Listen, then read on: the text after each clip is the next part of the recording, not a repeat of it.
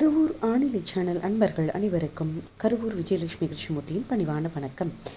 இந்த காணொளியில் மகா சிவராத்திரி தினத்தில் சிங்கப்பூர் ஹிந்து சென்ட்ரலில் நிகழ்ந்த சிவத்தினுடைய தன்மை, அவருடைய ஆற்றலின் பெருமை குறித்து யாம் ஆற்றிய சொற்பொழிவினுடைய காணொளியை இதில் காணலாம். நன்றி.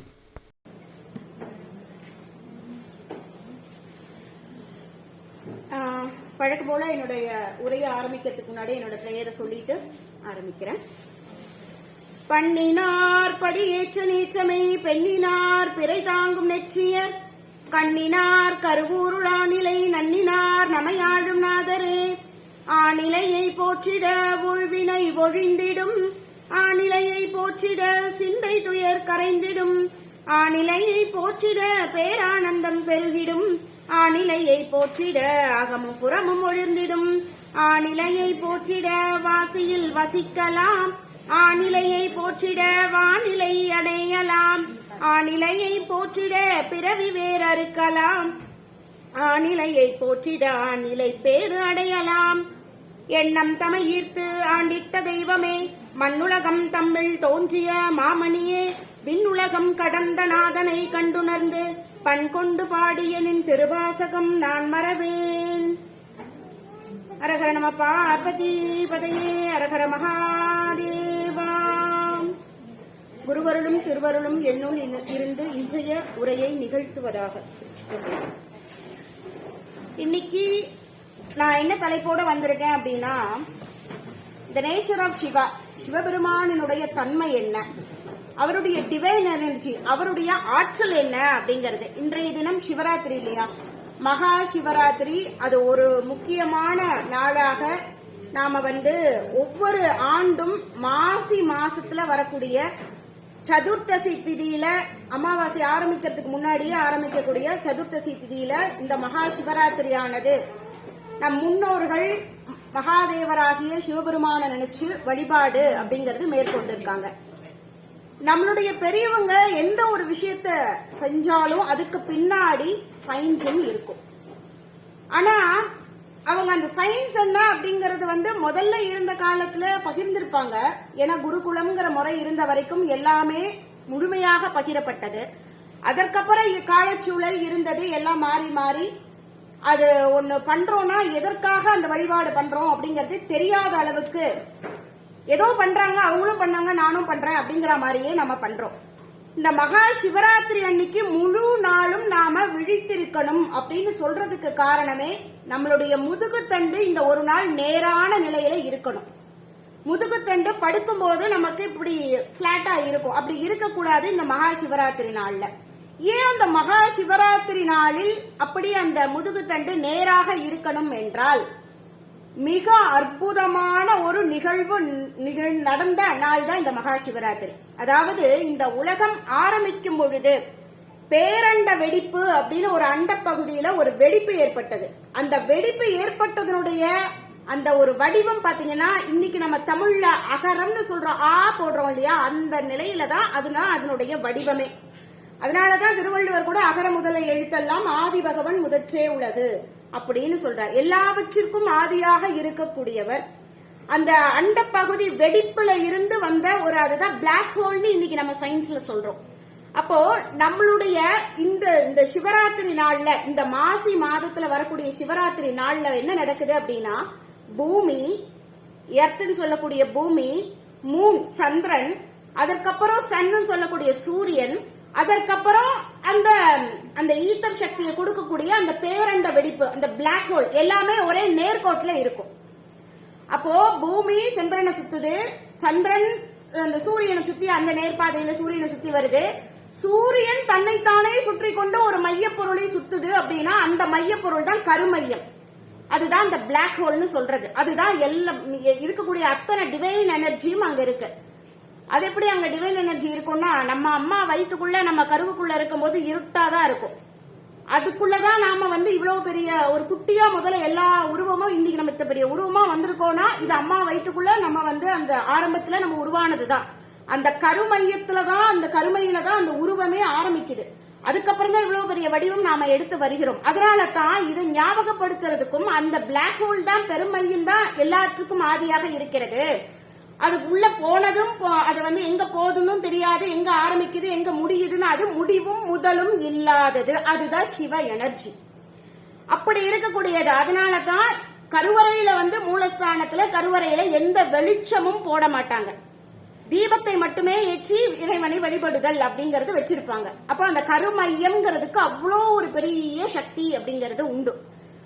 அப்போ இன்னைக்கு நாம இதுதான் இந்த சிவராத்திரிங்கிறதுனுடைய முக்கியத்துவம். இது இந்த சிவராத்திரியில ரொம்ப முக்கியமான ஒரு குறிப்பிட்ட நேரம் அப்படிங்கிறது இருக்கும். எல்லா மணி நேரத்திலயும் இருந்தாலும் அதுல ஒரு குறிப்பா ஒரு முக்கியமான ஒரு புள்ளி அப்படிங்கிற மாதிரி 12ல இருந்து 1 லிங்கோத்பவர் காலம் அப்படின்னு சொல்லுவாங்க. அது ஏன் லிங்கோத்பவர் காலம் அப்படின்னா, நம்ம வரலாறுல கேள்விப்பட்டிருப்போம், இந்த பிரம்மாவும் விஷ்ணுவும் அவங்க 2 பேருக்கும் வந்து நான் தான் பெரிய ஆளு அப்படிங்கிற அந்த கர்ப்பம் வரும்போது, சரி கர்ப்பம் வந்தாலும் வரட்டும் இருக்கட்டும் சொல்லிட்டு சிவபெருமான் என்ன பண்ணார், ஒரே அக்னியா பெருசா நின்னுட்டார். உன்னால முடிஞ்சா என்னோட பாதத்தையும் என்னுடைய முடியும் பார்த்துக்கோன்ட்டு நின்னுட்டார், சிவனேன்னு நின்னுட்டார். இன்னைக்கு ஏன்னா இந்த தலைப்பு வந்து நேச்சர் ஆஃப் சிவா என்ன அப்படிங்கறது. நிறைய பேர் சொல்லுவாங்க சிவபெருமான் அழிச்சிருவார், அவர் ரொம்ப கோபக்கார கடவுள்னா. அவருக்கு உண்மையான தன்மை அப்படிங்கிற அந்த நிலை அப்படின்னா அவர் கேஷுவலா அப்படி நின்ன, முடிஞ்சா என்னோட முடியும் அடியும் பாத்துக்கேன் அப்படின்னு நின்னுட்டார். எதுவுமே பண்ணல. நம்ம வீட்டுல எல்லாம் சொல்லுவோம் சிவனேன்னு இருப்பா, நான் சிவனேன்னு இருக்கேன். அந்த சிவனேன்னு இருக்கிறேங்கிற அந்த நிலை மட்டும் நமக்கு வாய்க்கு பெற்றுவிட்டால் நம்மளை போல சந்தோஷமான ஆளு உலகத்துல எங்கேயுமே பார்க்க முடியாது. அப்படிப்பட்ட ஒரு அற்புதமான நிலை அது. அப்போ அவர் சிவனேன்னு நிக்கிறார். இங்க கீழே இவங்களும் போய் விஷ்ணு வந்து பன்றி ரூபத்துல எடுத்து கீழே குடஞ்சு போறாரு, பார்க்க முடியல. இவரும் அன்னப்பட்சி மாதிரி மேல போய் பாக்குறாரு, பார்க்கலாம். வரும்போது ஒரு தாழம்பு மட்டும் வந்தது. அது கிட்ட மட்டும் ரிக்வெஸ்ட் பண்ணி, ஏன்னா இவருக்கு 4 மூளை பிரம்மாக்கு இருக்கு, சோ நல்லா கொஞ்சம் ஈஸியா யோசிச்சு எல்லா பிரெயினையும் யோசிச்சு பண்ணி, நீ எனக்கு வந்து பொய் சாட்சி மட்டும் சொல்லணும். ஐயோ நான் பொய் சாட்சி எல்லாம் சொல்ல மாட்டேன், சிவபெருமான் தான் நான் சொல்லணும், நான் பாத்துக்கிறேன், உனக்கு மூவர்ல நானும் ஒரு ஆள் தானே பாத்துக்கிறேன்னு அப்பவே வந்து கணக்கு பண்ணி தாழம்பூவை வந்து செட் பண்ணி, ஆமா ஆமா சிவபெருமான பாத்துட்டாங்க அப்படின்னு சொல்லி அது பொய் சாட்சி சொன்னதுனால சிவனும் என்ன பண்ணாரு, உன்னை நான் ஏத்துக்க போறது இல்ல. ஆனா உத்தரகோச மங்கை என்ற ஒரு ஸ்தலத்தில் மட்டும் எப்போதுமே தாழம்பூ சாத்துவாங்க. திருவுத்தரகோச மங்கை அப்படிங்கிறது வந்து தென் சைட்ல காசிக்கு நிகரான ஒரு ஸ்தலமாக சொல்லப்படுகிறது.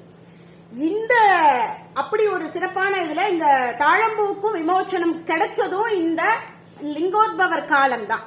அப்போ அந்த மகாவிஷ்ணுவிற்கும் பிரம்மதேவருக்கும் அடிமுடியாக தெரியாத அளவிற்கு ஏக ஜோதியாக பெருமான் நிற்கிறார். அந்த நின்ற காலம் தான் அந்த 12ல இருந்து 1. ரெண்டாவது இந்த 12 மணியில ஆரம்பிச்சு 1 அடுத்து 2 இந்த 2ஆம் காலம் ஆரம்பிக்கிற டைம், அந்த டைம் மட்டும் ரொம்ப முக்கியமா முடிச்சிருக்கணுங்கும் போது நல்லா யோசிச்சு பார்த்தோம்னா சயின்ஸ் ரீதியா பாத்தீங்கன்னா அந்த அந்த நைட்டு 12 மணில இருந்து 2 மணி குறிப்பா 1 மணி வரைக்கும் அந்த 12 to 1 பிளாடர் வந்து நமக்கு வேலை செய்யற நேரம், அதுக்கான நேரம். அடுத்து 1 to 2ங்கிறது நம்மளுடைய லிவர் ஆக்டிவ்ல அதுக்கான வேலை நடக்கிறது. இந்த நேரத்துல நம்ம உடம்புல என்ன நடக்குதுன்னா நம்மளுடைய பிளட் பியூரிபிகேஷன் ஆகுது, நம்மளுடைய செல்ஸ்ல இருக்கக்கூடிய ரிப்பேர் எல்லாம் வந்து அது ஏதாவது தேவையில்லாததை கழிச்சு விட்டு நல்லதை வந்து செய்யுது. அதனாலதான் எந்த நேரம் தூங்குறீங்களோ இல்லையோ அந்த முக்கியமா அந்த 12ல இருந்து 2 மணி வரைக்கும் கண்டிப்பா தூங்கணும்னு சொல்லுவாங்க. அந்த தூக்கத்துலதான் நம்மளுக்கு அந்த பிரபஞ்ச சக்திங்கிறது ஆழ்ந்த தூக்கத்திலும் ஆழ்நிலை தியானத்திலும் தான் பிரபஞ்ச சக்தியை நம்மளால பெற முடியும். பிரபஞ்ச சக்திங்கிறது முழுக்க முழுக்க பிராணமயமானது. அது நமக்கு கிடைக்கணும்னா ஆழ்ந்த தூக்கத்தில் நாம் பெறலாம், அதே மாதிரி ஆழ்நிலை தியானத்திலும் நம்ம பெறலாம். அப்போ அந்த நிலையில நமக்கு கிடைச்சாதான் நமக்கு வந்து இந்த ரிப்பேர் எல்லாம் தேவையில்லாததெல்லாம் கழிச்சு விட்டு இந்த உடம்பு ஆரோக்கியமாக ஆகிறதுக்கு அது உதவுது. அதனாலதான் அந்த பர்டிகுலர் டைமை முன்னோர்கள் சூஸ் பண்ணாங்க. அப்போ இந்த எப்பயுமே ஈத்தர் சக்தி கிடைக்கும். ஆனா இந்த மகா சிவராத்திரி நாள்ல மாசி மாசத்துல பாத்தீங்க அப்படின்னா இந்த கிரகங்கள் எல்லாமும் ஒரு நேர்கோட்டிலேயே தான் நிக்கும். இப்ப கூட எல்லாரும் இப்பதான் வந்து 7 கிரகமும் ஒன்னா தெரியுது அப்படின்னு சொல்றாங்க. இது எப்பயுமே வருஷம் வருஷம் அது தெரிஞ்சுட்டு தான் இருக்கும். நம்ம தான் எதையும் பாக்குறது இல்ல. இப்பெல்லாம் கொஞ்சம் மீடியால எல்லாம் வந்து பிரபல்யம் ஆகிறதுனால 7 கிரகங்கள் அதிசயம், உலக அதிசயம்னு அது எப்பயும் ஒரே மாதிரி தான் இயங்கி கொண்டு இருக்கு உலகம். இப்பதான் எல்லாத்துக்கும் வெளிப்படையாக சொல்றாங்க, கண்டுபிடிக்கிறாங்க. அப்போ அந்த நேர்கோட்ல இருக்கும் பொழுது இந்த பூமிக்குள்ள நாம இருக்கோம். அப்போ இந்த சந்திரனும் இருக்கு, நம்மளுடைய மனோகாரகன்னு சொல்லுவாங்க சந்திரனை, ஆத்மகாரகன்னு சொல்லுவாங்க சூரியன். இது எல்லாத்திற்கும் மையமாக இருக்கக்கூடிய அந்த ஆதியாக இருக்கக்கூடிய அந்த ஈத்தர் சக்தி, அந்த கருமையத்திலிருந்து வரக்கூடிய முழு ஆற்றலும் பூமியில நேரடியாக படக்கூடிய ஒரு அற்புதமான நிகழ்வு நடக்கிறது தான் இந்த சிவராத்திரி அப்படிங்கிறது. அதனாலதான் இந்த நாள்ல அந்த பர்டிகுலர் டைம்ல நம்ம முழிச்சிருக்கணும் அப்படிங்கிறது. சோ இதுதான் மகா சிவராத்திரியினுடைய சிறப்பு. இப்போ சிவம் அப்படின்னா என்ன அப்படின்னா, சிவம்ங்கிறது ஏதோ சைவ சமயத்துல மட்டும் ஒரு தனியாக சொல்லப்பட்ட சைவ மதத்தை சொல்லக்கூடியதாக இருக்குதானா? இல்ல. சிவம்ங்கிறதே பொது சொல். பாரு, மலை, சூரியன், சந்திரன் இதெல்லாம் எப்படி நம்ம பொதுவாக சொல்கிறோமோ அது மாதிரி சிவம் என்ற நிலை பொதுவானது. அதுதான் பரம்பொருள். அதுக்கு ஆதியும் கிடையாது, அதுக்கு அந்தமும் கிடையாது, அதுக்கு பிறப்பும் கிடையாது, இறப்பும் கிடையாது, எல்லாவற்றிற்கும் பொதுவாக இருப்பதால் அதற்கு பெயர் சிவம் அப்படின்னு. சிவம்ங்கிறது வேத ரீதியாக பார்த்தால் மங்களம் என்று ஒரு பொருள் உண்டு. எல்லா வகையான நற்குணங்களும் எல்லா வகையான மங்களங்களும் அருளக்கூடியது அப்படின்னு ஒரு பொருள் உண்டு. அதே மாதிரி இந்த சிவம் அப்படிங்கிறது என்ன அப்படின்னா, நமக்கு நன்மைகளை வழங்கக்கூடிய ஒரு ஒளி, லைட் எனர்ஜி அப்படின்னு. அது பியூர்லி லைட் எனர்ஜி, டிவைன் எனர்ஜியா தான் அது இருக்கும், அந்த சிவம்ங்கிற நிலை. அடுத்து இந்த சிவம் அப்படின்னா என்ன அப்படின்னா, இயற்கையினுடைய உண்மையாக அது இருக்கிறது. அதே மாதிரி இயற்கையினுடைய விளக்கமாக அது இருக்கிறது. அதே மாதிரி இயற்கையினுடைய இன்பமாகவும் அது இருக்கிறது. இதுதான் சிவம்ங்கிறது. இந்த மதத்துக்குள்ளேயே அடைச்சிடுறாங்கன்னு சொல்லிதான் வள்ளல் பெருமான் என்ன சொன்னார்னா, சுத்த சிவம்னே ஒரு வார்த்தையை சேர்த்து போட்டார். சுத்த சிவ சன்மார்க்கம் அப்படின்ட்டார். ஏன்னா சிவம்னு போட்டுட்டா எல்லாரும் இந்த சைவத்துக்குள்ள இருக்கிறத மட்டுமே அடங்கி போயிடும். சிவத்தை சைவத்துக்குள்ள நம்ம தான் போட்ட நம்மளும் ஒரு இடத்துல அடங்கிடுறோம். பெரிய ஆற்றலா இருக்கக்கூடிய பெருமானையும் தூக்கி ஒரு இடத்துக்குள்ள அடக்கி போட்டுறோம். நமக்கு இதுதான் வேலை. ஏன்னா நமக்கு வியாபகமாக அகண்டு பார்க்க தெரியல. அடங்கி அடங்கி அடங்கி நம்ம எப்பயுமே நம்ம மாயைக்குள்ளேயே சிக்கி இருக்கிறதுனால நம்மளால வியாபகமாக பார்க்க தெரியல. ஆனா ஞானிகளும் அருளாளர்களும் வியாபகமாக உணர்ந்தவர்கள், அதனுடைய இயல்பு தன்மை என்ன அப்படிங்கறத உணர்ந்தவங்க. அப்போ சிவம் என்கின்ற வார்த்தை எந்த ஒரு மதங்களையும் கடந்த ஒரு நிலை, எல்லாவற்றிலும் நீக்கமர நிறைந்திருக்கக்கூடிய ஒரு தன்மை அப்படிங்கிறது தான் சிவம்ங்கிறது. அதனுடைய எனர்ஜி பாருங்க. இப்ப நீங்க இந்த விஷ்ணுக்கும் பிரம்மருக்கும் நடந்த இதுலயே பாருங்க, அவர் எதுவுமே பண்ணல. இவங்களுடைய கர்வத்தை அழிக்கணும்னு அவர் எதுவும் பெருசாலாம் ஒண்ணு பிரயத்தனையே பண்ணல, பேசாம நின்னுட்டாரு. ஆனா அவர் நின்ன செயல் எப்படி இருந்தது? பிரம்மாண்டமாக இருந்தது. யாரெல்லாம் கர்விகளாக இருந்தார்களோ அவர்களெல்லாம் தன் கர்வம் ஒளியிற அளவுக்கு தானாவே அகண்டு போயிடுச்சு. அப்போ ஃபுல்லா ஒரு பாசிட்டிவ் இருக்கு அப்படின்னா, அந்த பாசிட்டிவுக்கு முன்னாடி என்ன நெகட்டிவ் எனர்ஜி வந்தாலும் அது அப்படியே டெஸ்ட்ராய் ஆயிடும். இப்ப சாதாரணமா நம்மளே பாத்தீங்கன்னா ஒரு பக்தரா இருக்கோம்னா, ஏதோ ஒரு முக்கியமான ஒரு சூழ்நிலையில நம்ம பிரார்த்தனை பண்றோம், நமக்கு அது நிறைவேறுது அப்படின்னா, நம்மளாலேயே அது சாதிக்க முடியுதுன்னா, அப்போ சிவநிலையை உணர்ந்த சித்தர்களும் அதை சாதிக்கிறார்கள்னா, அப்ப எது ஒன்று எல்லாவற்றிற்கும் எல்லாவற்றையும் வழங்குதோ அப்ப அது எப்படி இருக்கும்? அது மிகப்பெரிய பிரம்மாண்டமாக மிகப்பெரிய ஆற்றல் நிறைந்ததாகத்தானே கண்டிப்பா இருக்க முடியும். அடுத்து இந்த சிவத்தை இன்னும் வேற மாதிரி நம்ம சொல்லலாம் அப்படின்னா, எல்லா கடவுளுக்கும் இருக்கு, அந்த சிவம் எல்லாவற்றிலும் இருக்குங்கிறதுக்கு பாத்தீங்க அப்படின்னா, இந்த ஜெனிலாவில் இந்த சர்ன் அப்படின்னு சொல்லக்கூடிய நியூக்ளியர் ரிசர்ச் சென்டர்ல பாத்தீங்க அப்படின்னா, அவங்க என்ன பண்றாங்க அப்படின்னா, கிட்டத்தட்ட ஒரு 22 ஐரோப்பிய கண்ட்ரீஸ்காரங்களாம் சேர்ந்து இந்த பிரபஞ்சத்தினுடைய அணு கூட்டம் எப்படி ஒர்க் ஆகுது, எப்படி அந்த அணுக்கள் ஆட்டம் எப்படி ஒர்க் ஆகுதுன்னு சொல்லிட்டு இந்த எலக்ட்ரான், புரோட்டான், நியூட்ரான் அணு கூட்டங்கள்லாம் ஒன்னு மோத விட்டு வேடிக்கை பாக்குறாங்க. என்ன மாதிரி இது வேலை செய்யுதுன்னு பாத்திரலாம் அப்படின்னு. அப்படி மோத விட்டு வேடிக்கை பார்க்கும்போது அது ஒன்னும் அந்த ஸ்பார்க் வரும்போது பாத்தீங்கன்னா, நாம இன்னைக்கு வைத்து கொண்டு இருக்கிறோமே நடராஜருடைய உருவம், அது போலவே அந்த ஸ்பார்க் உள்ளுக்குள்ள அந்த அணுக்குள்ள இருக்கு. அப்போ குட்டியா ஒரு அணுவிற்குள்ளும் அந்த நடராஜனுடைய வடிவம் இருப்பத அந்த சயின்டிஸ்ட் எல்லாம் பார்த்து வியந்து போய், இவங்கெல்லாம் எப்படிப்பா முன்னாடி இதை கண்டுபிடிச்சாங்க, நம்ம இவ்வளவு ரிசர்ச் பண்ணி பாக்குறோம், இது இதோட ஒத்து இருக்கே அப்படின்னு சொல்லி இன்னைக்கும் அந்த இடத்துல பாத்தீங்கன்னா நடராஜருடைய சிலையை அவங்க ஸ்தாபனம் பண்ணி அந்த கட்டடம் முழுவதும் நடராஜனுடைய அந்த வடிவம், அந்த லைட் போட்டா வரா மாதிரி, ஏன்னா அவர் தான் வெளிச்சமாக இருக்காருங்கும் போது அந்த லைட்டை போட்டா நைட் அவருடைய நிழல் பூரா அந்த கட்டடம் பூரா தெரியற மாதிரி வச்சிருக்காங்க. அப்போ அந்த அளவுக்கு நம்மளுடைய இந்த முன்னோர்கள் எவ்வளவு அறிவு ஞானத்தோடு அந்த வடிவத்தை, அந்த மேனியை அவர்கள் வைத்திருப்பார்கள் அப்படின்னு. அப்ப அப்பேற்பட்ட சிறப்பு வாய்ந்த அந்த சிவம் அப்படிங்கிற அந்த வடிவம் பாத்தீங்க அப்படின்னா, நடராஜனுடைய சிலையில நடராஜ பெருமானினுடைய நெற்றி, அந்த நெற்றி இருக்கும் பாத்தீங்களா, அதுதான் சன் ஃபயர் எனர்ஜி. நெற்றி கண்ணை உடையவர், எல்லா ஃபயரோ எனர்ஜியும் அதுக்குள்ள இருக்கும். அதனுடைய திருவாட்சி அப்படின்னு சொல்லி அந்த ஒரு அவுட்டர் லேயர் இருக்கு பாத்தீங்களா, அதுதான் பாத்தீங்கன்னா பிரபஞ்சம். ரைட்டா? அடுத்து அவருடைய முடி, திருமுடி இருக்கு இல்லையா, அது பூரா ஆற்றலின் வடிவமாக இருக்கிறது. அதனாலதான் அந்த அவருடைய திருமுடி, அவரை சடையன்னு சொல்லுவோம் நம்ம ஆசையா. அப்போ எதிர்த்து வந்த பாம்பையும், விஷத்தை ஏவி விட்டு வந்த அந்த பாம்பையும் அவர் ஆபரணமாக சூடிக்கொள்கிறார். உலகம் அழியாமல் இருப்பதற்காக கங்கையையும் தன் தலையில சூடிக்கொள்கிறார். சந்திரன் அந்த யாகத்துல போய், தவறா தக்ஷன் யாகத்துல போய் அந்த வீரபத்ரரால் அழிக்கப்படும் போது, அந்த ஒரு உயிர் போகிற சூழ்நிலையில சந்திரன் இருக்கும் போது அவரை 3ஆம் பிறை சந்திரனாக தன் தலையில் சூடிக்கொண்டு சந்திரனை என்றும் ஒளிமங்காமல் காப்பாற்றுகிறார். அப்பேற்பட்ட சிறப்பு. இப்ப நம்மளும் தலையை முடிஞ்சுக்கலாம், நம்ம முடியல சிறப்பு கிடையாது. அவர் இந்த அளவுக்கு இத்தனை விஷயத்தையும் வைத்துக் கொண்டிருப்பதால் அவருடைய முடிக்கு மட்டும் சிறப்பு. அப்போ அந்த ஆற்றல் மிக்கது. அப்ப இத்தனையும் அவ்வளவு பெரிய கங்கையை தூக்கி தலையில வச்சுக்கணும்னா நமக்கு ஒரு குடம் தண்ணியை 5 நிமிஷம் தலையில வச்சுக்க முடியாது. வேண்டாம், ஒரு சொம்பு தண்ணியை தூக்கி தலையில வைக்க முடியாது. அவ்வளவு பெரிய கங்கையை அவர் வச்சுக்கிறார்னா அப்போ எவ்வளவு பெரிய ஆற்றல் அவருக்கு இருக்க வேண்டும். அடுத்து அவர் அக்னி ஏந்தி கொண்டு இருக்கிறாரே, அந்த அக்னி என்ன பண்ணுது அப்படின்னா அதுதான் லைட் எனர்ஜி.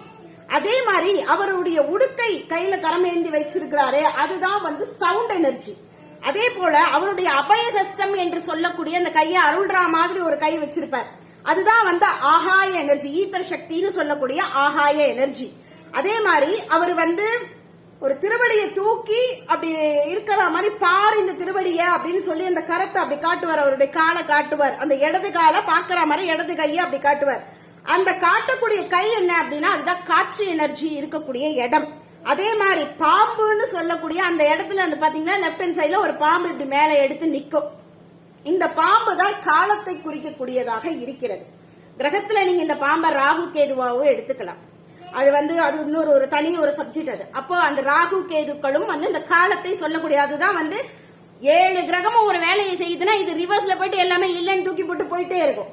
இது அப்படியே மாத்தி விட்டுரும். ராகு கேது நினைச்சதுன்னா ஒரு விஷயத்த ப்ராஜெக்ட் போயிட்டே இருக்குன்னா அப்படியே ரிவர்ஸ்ல எல்லாத்தையும் தூக்கி போட்டு போயிடும். அந்த அப்படியே ஒரு சேஞ்சஸ், மிராக்கல் சேஞ்சஸை மாற்றக்கூடியது இந்த ராகு கேதுக்கு அவ்வளவு. அப்போ அந்த பாம்புங்கிறது டைம் எனர்ஜியை சொல்லுது. அடுத்து பெருமான் தூக்கி இருக்கக்கூடிய அந்த திருவடி, இடது பாதத்தை தூக்கி நிற்கிறாரே, அந்த திருவடி நீர், அதுதான் வாட்டர் எனர்ஜி இருக்கக்கூடியது. அங்குதான் ஜீவர்கள் இருப்பார்கள். அதே போல ஊன்றிய திருவடி என்று சொல்லக்கூடிய அந்த ஊன்றி இருக்கக்கூடியதுல நிலசக்தி அங்கதான் இருக்கு. அப்போ நம்ம எல்லாம் மாயையில இருக்கோம் இல்லையா, நமக்கு அந்த மாயையினுடைய தன்மை அதை அடக்கி அவர் ஆளக்கூடியவராகவும் அந்த இடத்துல அவருடைய இருக்கிறார். அதைத்தான் அந்த முயலகன் அப்படிங்கிற அந்த பொம்மையும் அந்த சிலையும் குடிக்குது. அப்புறம் முயலகன் அப்படின்னா அது ஒரு விதமான பொம்மைங்கிற மாதிரி, அந்த ஒரு பூதம் மாதிரி நம்ம கணக்குல வச்சுக்கலாம். முயல் அகம்னு நம்ம பாத்துக்கலாம். நம்மளா கொஞ்சம் யோசிக்கும் போது, நம்ம உள்ளுக்குள்ள முயன்ற அகத்துக்குள்ளே போகும்போது நம்மளுடைய எனர்ஜி சக்தி எல்லாம் மேலே எழும்பி நாம அதை அப்படியே அந்த சிவநிலைக்கு நாமளும் ஐக்கியப்படுத்திக் கொள்ளலாம், இப்படி கூட பாத்துக்கலாம். இன்னொன்னு வியாதி ரீதியா பாத்தீங்கன்னா அது அப்படியே அவர் மிதிச்சதுல நெளிஞ்சு இருக்கிறத பார்த்தா அந்த வலிப்பு நோய் வந்ததுக்கும் அதுக்கும் ஒரு முயலன் அப்படின்னு சொல்லி அந்த ஒரு தமிழ்ல அதுக்கும் ஒரு அந்த வலிப்பு நோய்க்கும் ஒரு இது இருக்கு. அப்ப நம்மளும் அப்படிதான், எல்லாம் எங்க போறோம் என்ன பண்றோம் தெரியாம வலிப்பு வந்தவன் மட்டும்தான் நம்மளும் சுத்திக்கிட்டே திரியிறோம். ஒரு எதுலயுமே ஒரு போக்கஸ் இல்லாம இங்க போறோம் எடுத்து போறோம், என்னடா பண்ற அப்படின்னா ஒண்ணுமே தெரியாது, எதுக்கு பண்றோம் ஏன் பண்றோம்னு தெரியாம நாம அப்படி இருக்கோம். அப்ப அப்படி இல்லாமல் அந்த நிலம் எப்படி ஸ்திரத்தன்மையோடு இருக்கிறதோ நாமளும் ஸ்திரத்தன்மையோடு உள்ளே போக வேண்டும் என்பதற்காக பெருமாள் அந்த திருவடியை அப்படி ஊன்றி வைத்திருக்கிறார், அவருடைய வலது திருவடி அப்படிங்கிறது. இப்போ இந்த சிவாய நம சிகா மந்திரமாக வேதத்தில் சொல்லக்கூடிய இந்த நமசிவாயங்கிறது பாத்தீங்கன்னா பஞ்சபூதத்தினுடைய கோட்பாடு. இப்ப இந்த உலகமே பஞ்சபூதத்தின் கோட்பாடு. அப்ப அந்த கோட்பாடினுடைய தன்மையே தன்னுடைய பஞ்சாட்சர நாமமாக வைத்துக் கொண்டிருக்கிறார். எல்லாவற்றையும் அவரே படைத்திருக்கிறார். இப்ப அவர் எங்கப்பா, அதுதான் அதனாலதான் மாணிக்கவாசகர் சொல்லுவார், தென்னாடுடைய சிவனே போற்றி. நாங்க தென்னாட்டுல அவருக்கு சிவன் சொல்லி இருக்கோம்ப்பா, எந்நாட்டவருக்கும் இறைவா போற்றி, எல்லா நாட்டிலையும் அவர் இறைவனாக இருக்கிறார்னு ஏக இறைவன் ஒருவனே, அவனே ஆதி அப்படின்னு சொல்லி அவர் சொல்றார். அப்போ அவர் மாணிக்கவாசகர் எப்பயுமே இந்த சிவபெருமானை ரசித்தவர்கள்ல அதிகமா ரசிச்சவங்கள 2 பேர். ஒன்னும் மாணிக்கவாசகர், அவர் ரசிச்ச அளவுக்கு யாருனாலையும் ரசிக்க முடியாது. அடுத்து அது போல ரசித்தவர் என்றால் வள்ளல் பெருமான், அந்த நிலையை அடைந்தவர் என்றால் அவர் இப்போதான் ஒரு ரீசென்ட்லி ஒரு 600 years ago அப்படிங்கிற மாதிரி இருந்த ஒரு மகான் தான். அப்ப அந்த நிலையை மாணிக்கவாசகருக்கு பிறகு ஒரு நிலையை அடைந்தார் அப்படின்னா வள்ளல் பெருமான நாம சொல்லலாம்.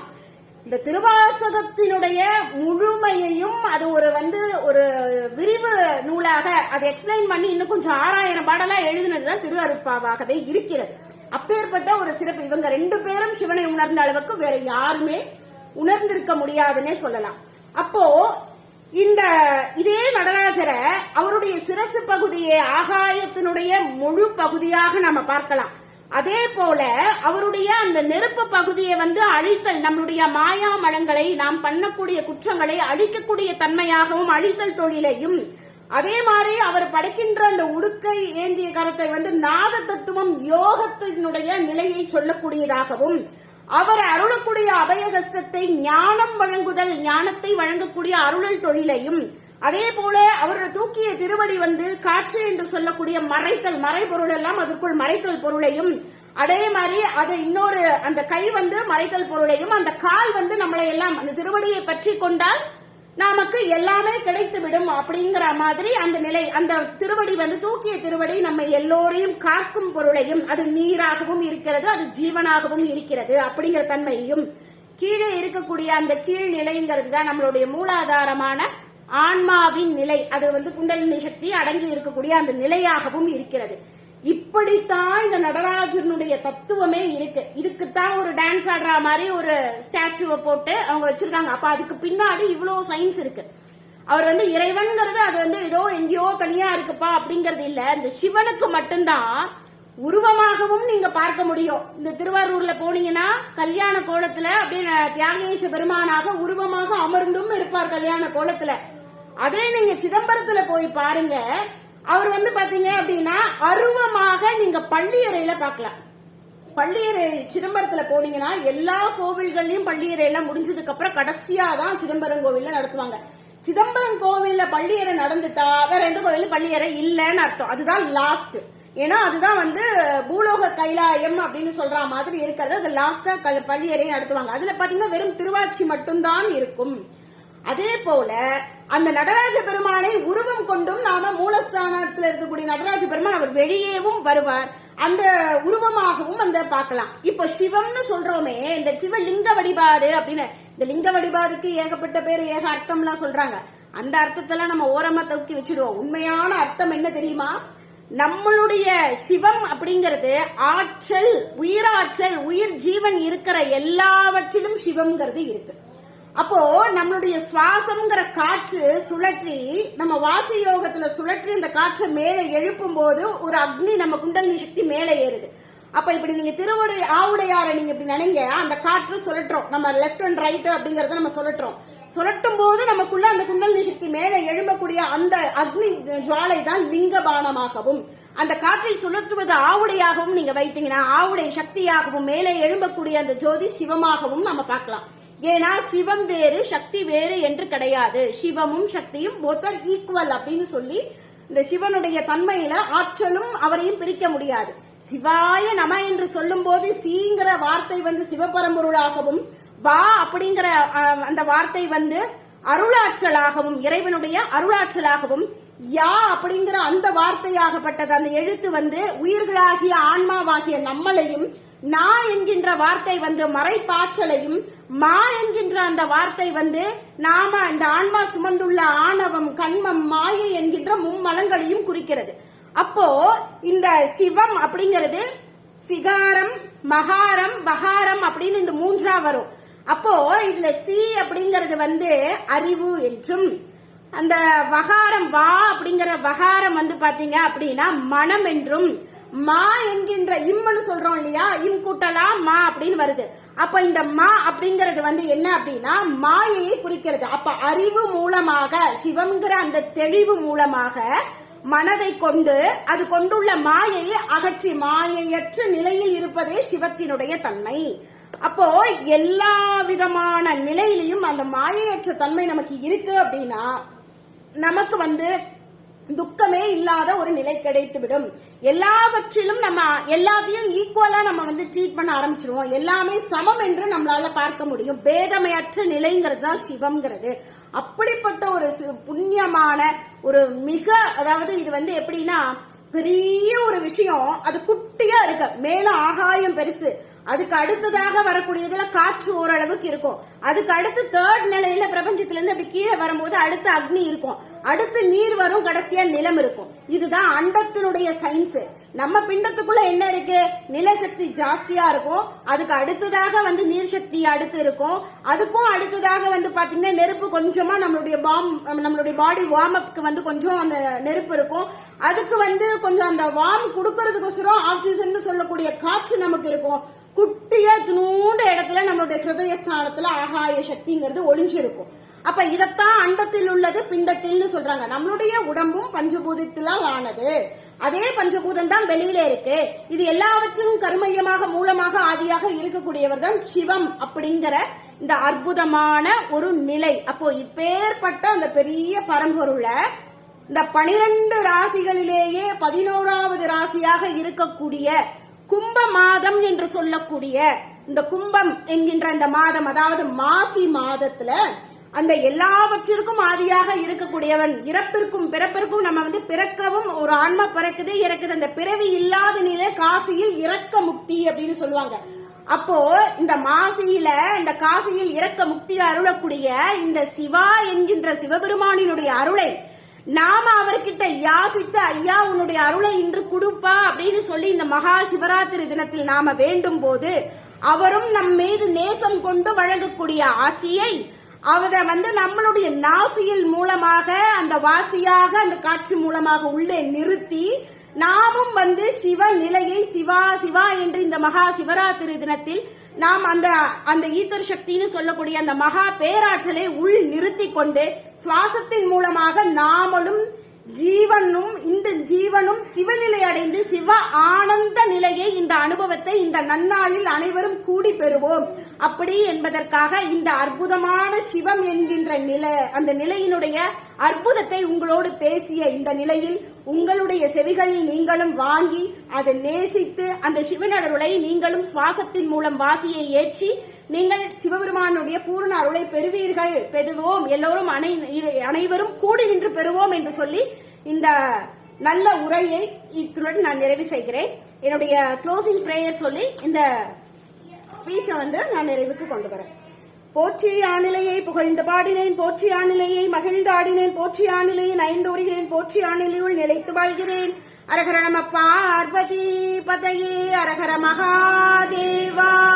தென்னாடுடைய சிவனே போற்றி, எந்நாட்டவர்க்கும் இறைவா போற்றி, ஏகம்பத்துரை எந்தாய் போற்றி, பாகம் பெண்ணொரு ஆனாய் போற்றி, காவாய் கனகத்திரளே போற்றி, கைலை மலையானே போற்றி போற்றி, அருள்மிகு அலங்காரவல்லி சௌந்தரநாயகி உடனாகிய ஆணிலை எம்பெருமான் மலரடிகள் போற்றி போற்றி, எம் மககுருநாதர் மாணிக்க வாசகர் எம்பெருமான் மலரடிகள் போற்றி போற்றி. திருச்சிற்றம்பலம் தில்லையம்பலம்.